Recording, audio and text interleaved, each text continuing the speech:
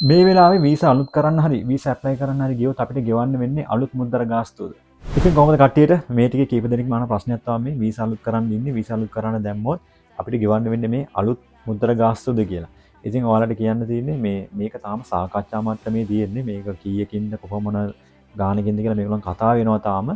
මේක කොහොමද හරියට අපි දැනගන්න වෙන්නේ මේ ඔක්කොම ජනවාරි මාසෙන් පස්සේ. එතකොට ඒක එහෙම ගණන් අලුත් ගණන් ආවත් ඒවා සාමාන්‍යයෙන් දැන් ඉස්සරින් නම් බැලුවොත් එimhe සාමාන්‍ය ක්‍රියාත්මක කරන්නේ අප්‍රේල් පළවෙනිදා ඉඳන්. දැන් ඕගොල්ලන් දන්න 2024 තිබ්බේ යෙන් 4000 මුද්දර ගාස්තුව.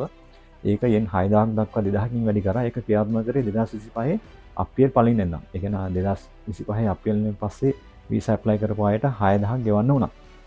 ඉතින් ලබන අවුරුද්දේත් ඒක තමයි වෙන්නේ. වැඩි කරොත් සාමාන්‍ය අප්‍රේල් පළවෙනිදා ඉඳන් වැඩි වෙනවා. ඉතින් එතනින් එහාට ඇප්ලයි කරන කට්ටියට අලුත් ගණන් ගෙවන්න ඉතින් දරන්න බැරි ගණන් වලින් වැඩි කරන්න බලන් ඉන්නේ. පොඩි ගණන් නෙමෙයි.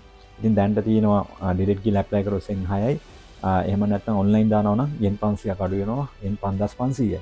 ඉතින් බලමු කීයකින්ද මොන වීසා වලට කීයකින්ද වැඩි වෙන්නේ කියලා. ඉස්සරහට ආවොත් ඒ වෙලාවට වීඩියෝ එකක් අරන් එන්න. එහෙනම් හැමෝටම ජය වේවා.